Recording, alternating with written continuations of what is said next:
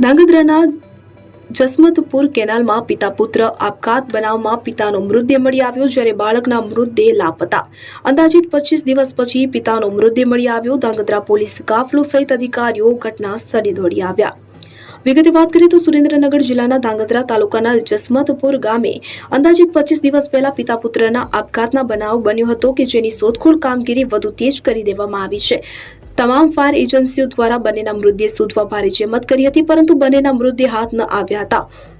27 November 2025 રોજ ઘરકંકાસથી કંટાળી પિતા અને પુત્રએ ગામની નર્મદા કેનાલ બ્રાન્ચમાં કૂદીને આપઘાત કર્યો હતો. ઘટના બનતા જ સુરેન્દ્રનગર અને ધાંગધ્રા ફાયર ટીમ દ્વારા અનેક પ્રયત્નો છતાં મૃતદેહ મળી આવ્યા ન હતા. મૃતદેહ ન મળતા વડોદરાની વિશેષ એનડીઆરએફની ટીમ જસમતપુર પહોંચી હતી અને ટીમ આધુનિક રેસ્ક્યુ સાધનો, અદ્યતન સર્ચ કેમેરા અને કેનાલના નાળામાં વ્યાપક શોધખોળ હાથ ધરેલ, પરંતુ તેમને પણ નિષ્ફળતા મળી હતી. ત્યારે આજરોજ સ્થાનિક લોકો દ્વારા કેનાલના નાળામાં જાળીઓમાં ફસાયેલ પુરુષનો મૃતદેહ દેખાતા તાત્કાલિક ધાંગધ્રા પોલીસને જાણ કરતા જ પોલીસ કાફલો અધિકારીઓ સાથે દોડી આવ્યો હતો અને મૃતદેહને બહાર કાઢી પોસ્ટમોર્ટમ અર્થે ખસેડી આગળની કાર્યવાહી હાથ ધરી હતી.